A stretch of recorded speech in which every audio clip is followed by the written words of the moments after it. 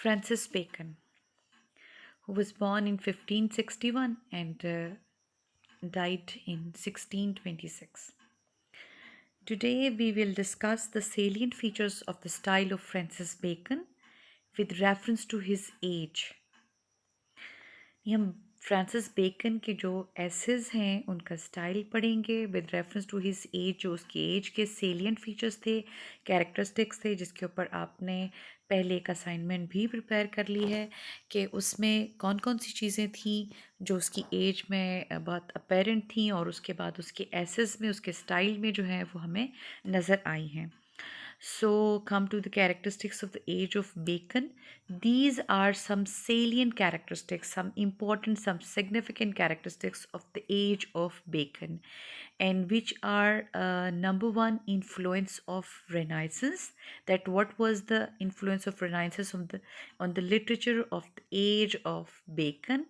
Number two, inclination towards translations and classical languages. This is also an influence of Renaissance, but we will discuss it separately as inclination towards translations and classical languages, which the writers of this particular age were inclined towards translations and classical languages. Next comes spirit of learning. The spirit of learning is also an influence caused by Renaissance. Renaissance causes spirit of learning. It enhances the love for learning. Next comes spirit of curiosity and adventure. This is also an aspect of Renaissance. Next comes pragmatic approach. Pragmatic approach means accepting facts of life, its practicality, and literal truth. So you can say that pragmatic approach is somewhat very scientific approach, that you do not go behind the ideals and some sort of imaginations. It is very much related to the facts of life, practicality, and literal truth. Next comes materialistic approach. Materialistic approach is, you can say, this is the basic, this is the most particular feature of this age of Bacon, and it is very much apparent in his essays. Next comes sense of individualism. When you are materialistic, that may be the outcome of this sense of individualism, or your materialistic approach may lead you towards this sense of individualism. So ये दोनों interconnected हैं कि अगर आपके अंदर materialistic approach है तो आप सेंस ऑफ इंडिविजुअलिज्म की तरफ चले जाएंगे, या अगर आपके अंदर sense of individualism already exist करती है तो you will go to materialistic approach ultimately, because it is, you can say, some sort of selfish approach. Next comes patriotism. ये थोड़ा सा पॉजिटिव एस्पेक्ट लगता है as compare to other ones. Patriotism है, लेकिन वो किस किस्म का है वो भी हम इसमें पढ़ेंगे आगे जाके. Next comes darker aspects about peace and war, कि peace of war and war के हिसाब से जो इस एज के पर्टिकुलर एस्पेक्ट्स थे, जो बेकन के उसके बारे में व्यूज़ थे, वो क्या हैं. First comes influence of Renaissance on literature, कि वो क्या था इस पर्टिकुलर एज में, जो रेनाइसेंस का इन्फ्लुएंस था वो क्या था. सबसे पहले तो हम समझते हैं व्हाट इज़ रेनाइसेंस. तो रेनाइसेंस टर्म मीन्स रीबर्थ और रिवाइवल. रीबर्थ और रिवाइवल क्या है? इट मीन्स कि कोई चीज़ कुछ अरसा पहले एग्जिस्ट कर रही थी, उसके बाद वो ख़त्म हो गई और फिर अब दोबारा से उसको रिन्यू किया जा रहा है, उसको रिवाइव किया जा रहा है.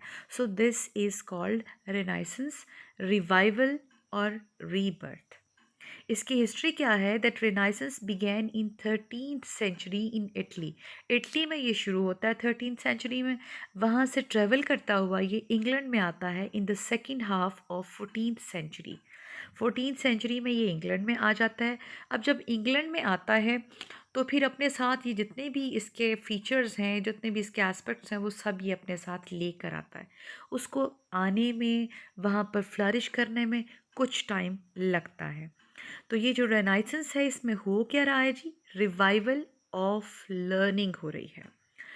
हमारा जो इसमें मेन कंसर्न है with this aspect of renaissance वो है revival and revival of learning. Revival of learning में क्या था जो इसमें अभी हम पढ़े हैं, that is specially the study of Greek.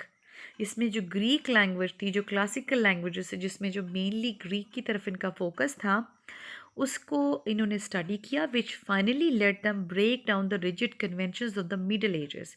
इसको पढ़ने के बाद जो मिडल एजेस यानी कि जो जिस वक्त पहले ये सारी की सारी चीज़ें एग्जिस्ट कर रही थी और अभी दोबारा से जब इनका रिवाइवल हो रहा है, तो उनके दरमियान का जो पीरियड है वो मिडल एजेस हैं। उस मिडल एजेस में कुछ वैल्यूज़ थी, कुछ एथिकल वैल्यूज़ थी, मॉरल वैल्यूज़ थी, उनको फॉलो किया जा रहा था।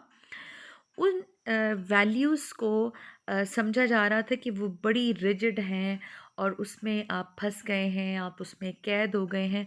तो so they wanted to free themselves. तो ये जो ग्रीक का जो स्टडी इन्होंने किया था, उसने वो रिवाइवल ऑफ लर्निंग जो था, उसने उसका आउटकम ये था कि उनके जो रिजिड कन्वेंशंस थे उनके अंदर एग्जिस्ट कर रहे थे, मिडल एजेस से होते हुए अभी तक चलते आ रहे थे, ultimately they broke down. Next comes Renaissance includes a series of events by which Europe converted from a medieval to a modern civilization। ये कि जो मिडल एजेस का यूरोप था, एक बहुत डार्क एजेस में एग्जिस्ट करने वाला यूरोप था, जिसके कुछ वैल्यूज़ थे। इनको लगता था कि वो जो वैल्यूज़ वाला यूरोप है वो बड़ा कंजर्वेटिव है, वो बड़ा ओल्ड फैशन्ड है। So they wanted to become up to date, they wanted to become fashionable, और उसके लिए उनको ज़रूरी था कि मॉडर्न सिविलाइजेशन, और मॉडर्न सिविलाइजेशन उनको मिली है रेनाइसेंस के थ्रू। फिर क्या होता है जी? The chief source in the making of modern European literature. तो जो रेनाइसेंस है, इसने अल्टीमेटली जो यूरोप का जो लिटरेचर है उसको मॉडर्नाइज किया है, क्योंकि उसने लोगों की सोच को बदला है। लोगों की सोच बदली है, सोसाइटी की सोच बदली है, अल्टीमेटली राइटर्स की सोच बदली है, और राइटर्स की सोच बदली है तो लिटरेचर आपका अल्टीमेटली चेंज हो गया है। और फिर क्या है, जो रिनाइसेंस की वजह से जो ये एज ऑफ बेकन है, this is the source of fertile productive and splendid literature, कि इसमें बहुत सारा लिटरेचर जो है वो प्रोड्यूस हुआ है। और इसके बाद अभी हम इसको कंटिन्यू कर, नेक्स्ट पॉइंट जो है वो हमारा है कि developed new spirit of inquiry. जो रेनाइसेंस है, इसने जो रिवाइवल किया है, वो रिवाइवल में जो लर्निंग हुई है उसकी रीजंस क्या हैं?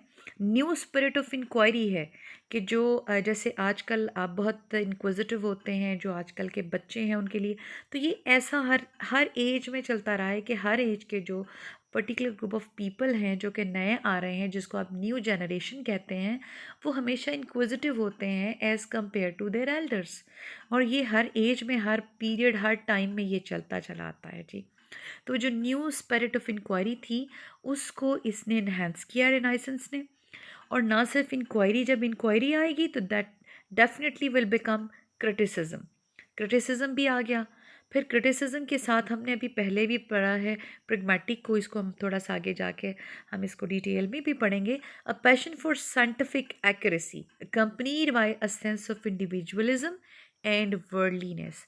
साइंटिफिक एक्यूरेसी तो ज़रूर आई है, लेकिन उसके साथ साथ जो आपका सेल्फ सेंटर्ड एक आपके अंदर एटीट्यूड डेवलप हुआ है, वो भी रेनाइसेंस की वजह से हुआ है। उससे पहले आप यूँ समझ लीजिए कि हम इकट्ठे रह रहे थे, हमारा एक फैमिली सिस्टम था, और रेनाइसेंस ने आके कहा कि मॉडर्न होना ये है कि आप एक दूसरे से अलहदा हो जाएं। और ये इसने फिर क्या हुआ कि वर्ल्डलीनेस के आप मटीरियलिस्टिक हो गए हैं।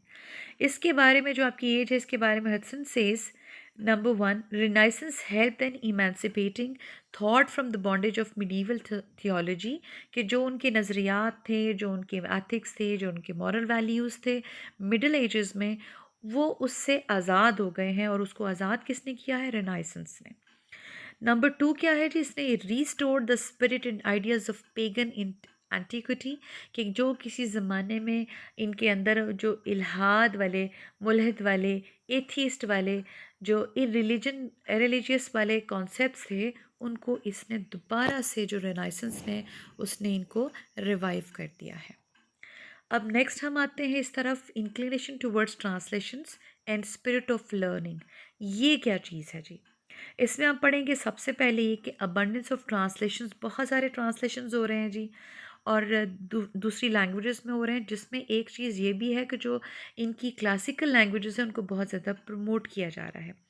And each this one ultimately influenced the thought and works of the writers of the period, कि ना सिर्फ उन्होंने लोगों की सोच बदली है, ना सिर्फ उन्होंने सोसाइटी की सोच बदली है, बल्कि writers which who are the part of the society, उनकी सोच भी बदली है, उनका काम भी इन्फ्लुएंस हुआ है इन सारी चीज़ों से।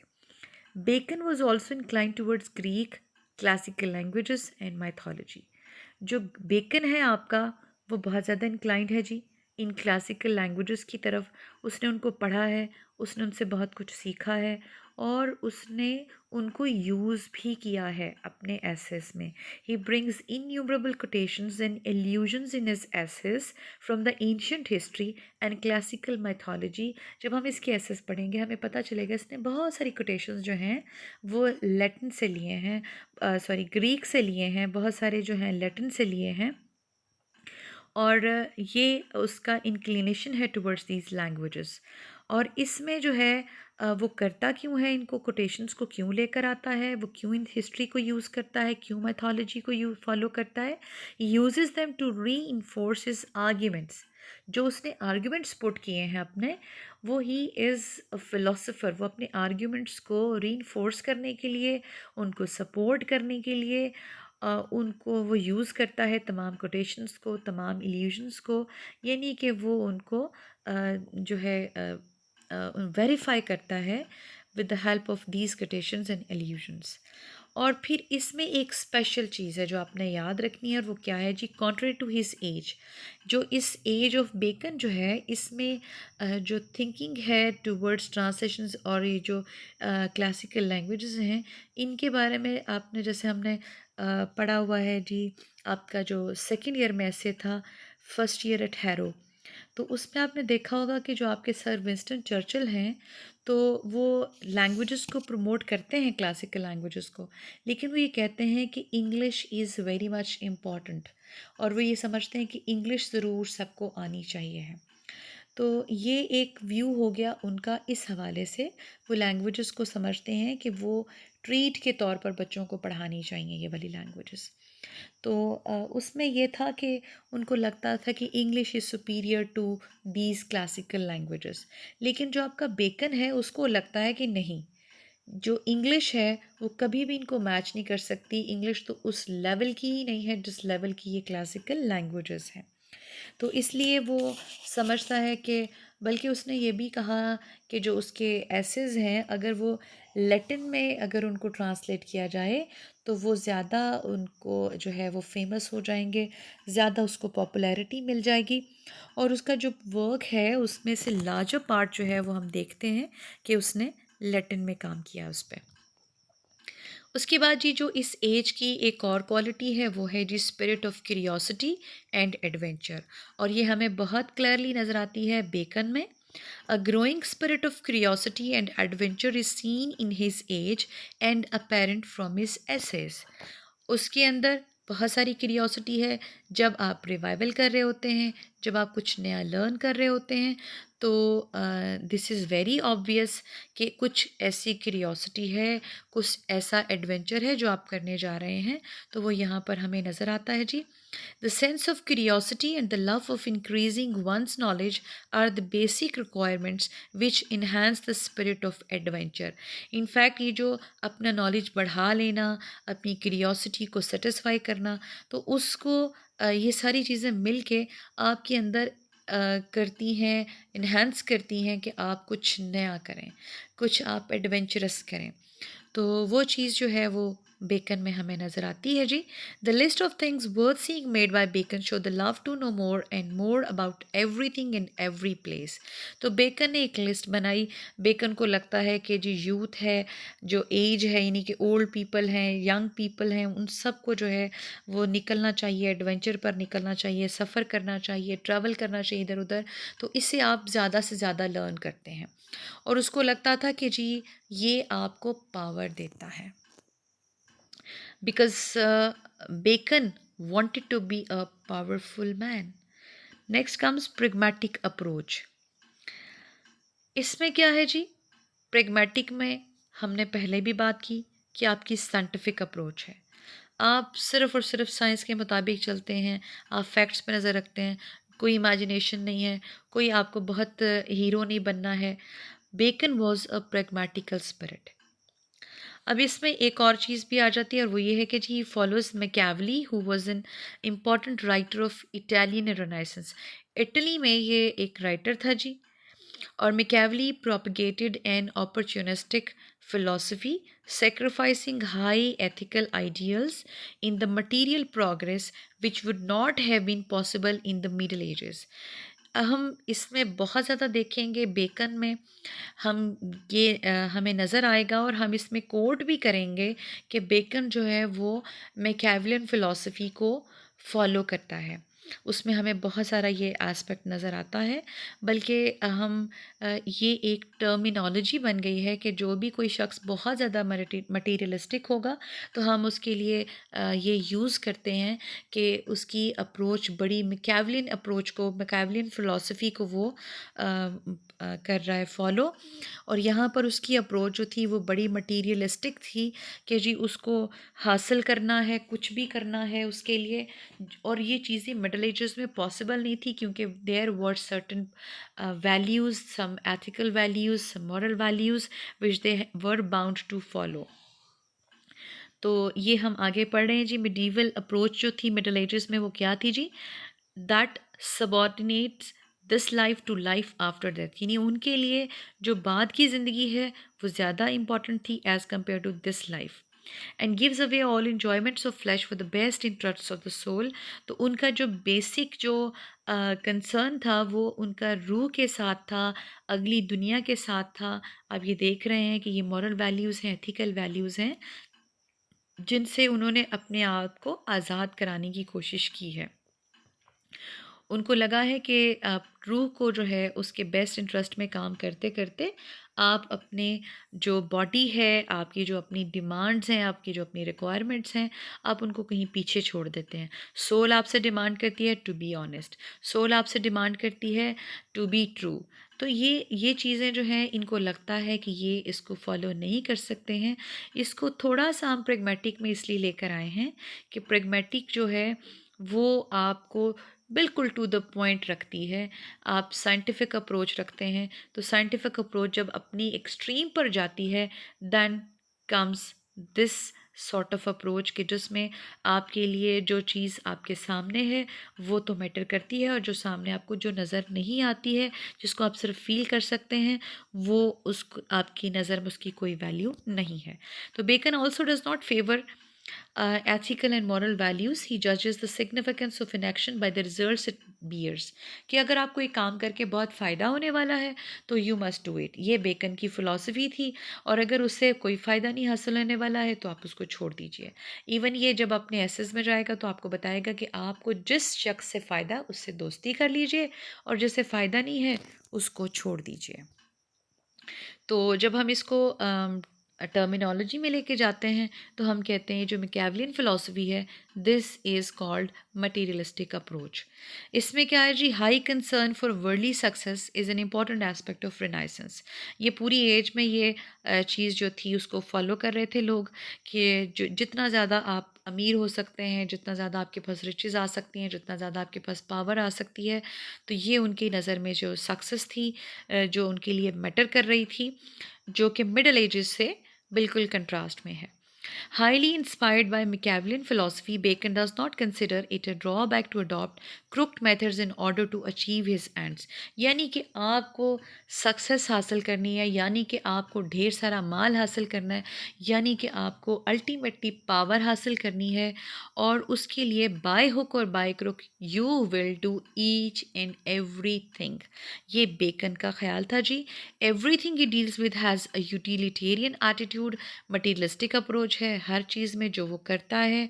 और he advise his readers on how to become rich and influential, how to rise to high ranks, how to get power and use it and so on.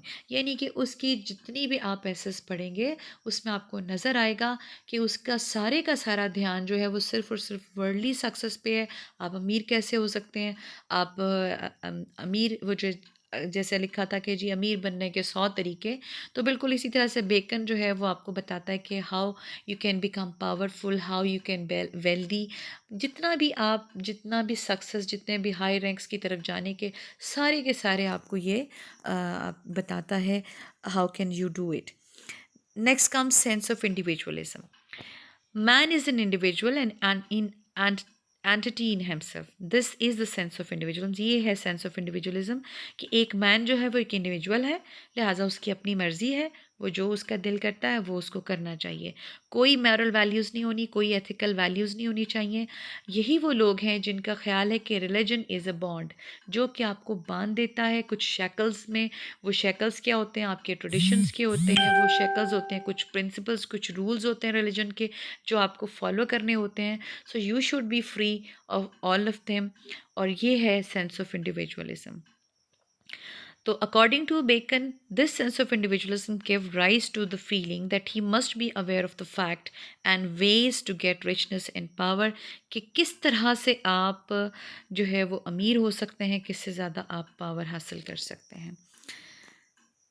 Next come patriotism. अब इसमें patriotism आप बड़ा positive सा point लगता है as compare to all the discussed points. उसमें patriotism हम देखेंगे कि there is a rigid patriotism. Patriotic सारे हैं इस वक्त में, लेकिन उनका पेट्रियाटिज्म किस किस्म का, वो हमें बेकन से पता चल रहा है जी। Bacon advocates unethical ways to get more riches and power but not at the cost of its country and state. यानी जो बेकन है वो ये समझता है कि आप कुछ भी यूज़ करें, कोई भी बाय हुक और बाय क्रुक, नहीं को नाजायज़ है जायज़ है, जो भी तरीका है आप यूज़ कर सकते हैं to get become more rich and more powerful. लेकिन उससे आपने ये जहन में ज़रूर रखना है, उसकी कंडीशन क्या है कि वो आपकी कंट्री, आपके स्टेट के अगेंस्ट नहीं होना चाहिए। यानी उससे आपकी कंट्री को और आपके स्टेट को फ़ायदा ज़रूर होना चाहिए। उनको अगर फ़ायदा है तो you are allowed to do anything you want to do. आप देख लीजिए जो कि आजकल चल रहा है जी पाकिस्तान से बाहर। What ever a man might do must be calculated in terms of the best interest of the country. और ये बेकन का ख्याल है कि जी इंसान जो है उसको जो भी अपना फ़ायदा है उसको कैलकुलेट किस में करना है, कि सबसे ऊपर जो उसकी जो प्रेफरेंस है ना वो होनी चाहिए best interest of the country. अपने कंट्री के लिए, आपके लिए वो ठीक होना चाहिए। तो अगर कंट्री के लिए ठीक है तो फिर ठीक है, आप जो जी चाहे करें। He gives practical advice to kings and rulers on how to control the subject and on how to anticipate and avoid the dangers faced by the rulers. अब उसके जो आपको एडवाइजेज़ मिलती हैं वो आपको बड़ी मटेरियलिस्टिक अप्रोच पर बेस्ड मिलती हैं। वो आपको बताएगा अमीर होने के तरीके, वो आपको बताएगा पावरफुल होने के तरीके। इसलिए इसी तरह से जो लोग अमीर हो चुके हैं, जो लोग पावरफुल हो चुके हैं, अब उनको बता रहा है कि आपने मेंटेन कैसे करना है इस रूल को, इस पावर को।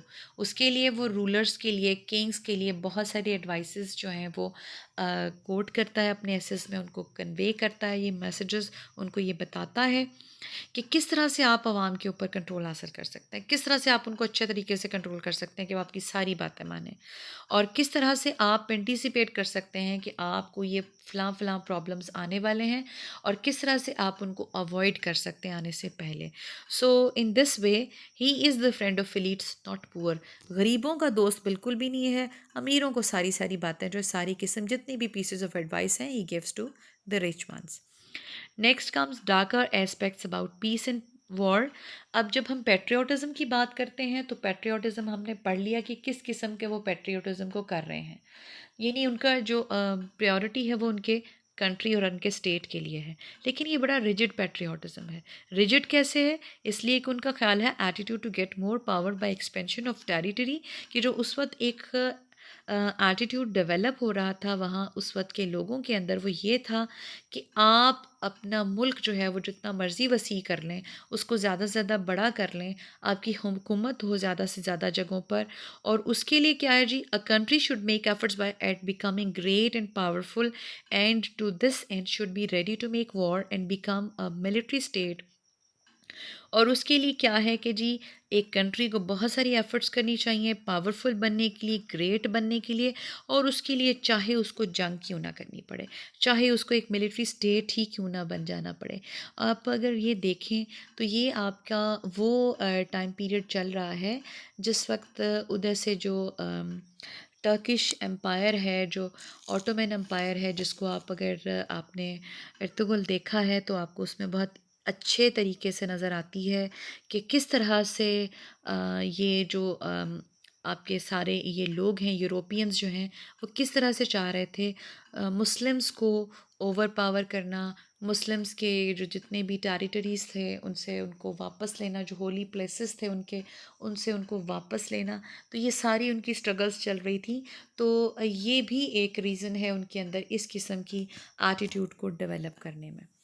तो कंक्लूजन इसका क्या है जी? Bacon was a writer who represented the salient features of his age, the age of revival of learning and study of ancients, the spirit of inquiry and individualism and nationalism।